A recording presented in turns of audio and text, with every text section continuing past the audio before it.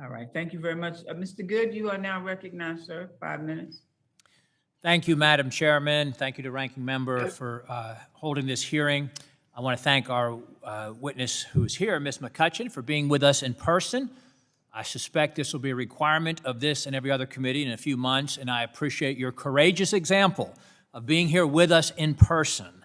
As you know, though, as we all know, we're experiencing record inflation in the country thanks to the reckless and relentless spending sprees by this administration. This is further exacerbated by the Democrat COVID lockdowns that have decimated small businesses, many of which will never recover. In fact, the NFIB has reported that 25% of businesses, small businesses in my home state of Virginia, have closed permanently, never to reopen again as a result of these Democrat lockdowns. This is even more tragic when you consider the fact that some 90% of Americans work for small businesses, so we know who ultimately this is impacted by. They're not going to make any wage without a job. But we should be working, I know you agree, to get the heavy, oppressive hand of government off the necks of working families and small businesses. Matter of fact, tomorrow I plan to introduce my bill, the Small Business Before Bureaucrats Act, which would update the 60-year-old NLRB regulatory standards to reduce the number of businesses that are under the oppressive control of the NLRB. It would increase by tenfold the standard for when a business would have to qualify to be under that control. But back to the 40-year high inflation rate that we're all suffering under, which I believe is the #1 issue for most Americans today.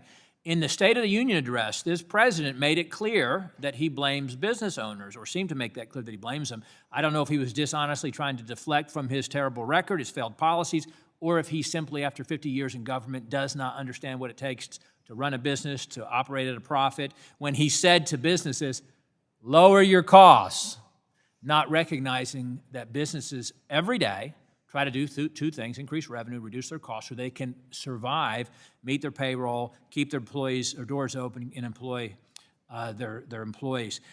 Congress should be looking, I think you agree, to empower job creators to survive this economic crisis. So I ask you, what's the most important action, or some of the most important actions that you believe that Congress could take to empower job creators and hopefully, therefore, bolster the wages or the opportunities for working Americans? Well, I think one of the most urgent things, just like your bill is going to be in the LRB, is exclude more small businesses from the FLSA coverage. It's 500,000 in annual business sales. It's been that way for decades and decades and decades. So taking that up by 10 times would be a help to get the federal government out of small businesses.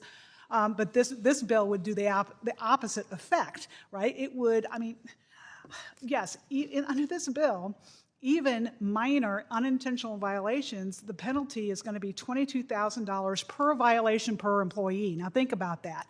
You have 5 employees and you make a minor mistake on your pay stubs, that's $100,000 in fines a week. That is going to bankrupt small businesses, and it just can't happen in this economy. I will also say, I was at a conference last week where hospitality employers, the whole discussion was staffing, staffing, staffing. We cannot get employees. You've seen the health wanted signs on every store, on every restaurant. We need to simplify these rules so that employers can comply with them easily, pay the employees what they are owed now, not after 3 years of litigation. Well said. I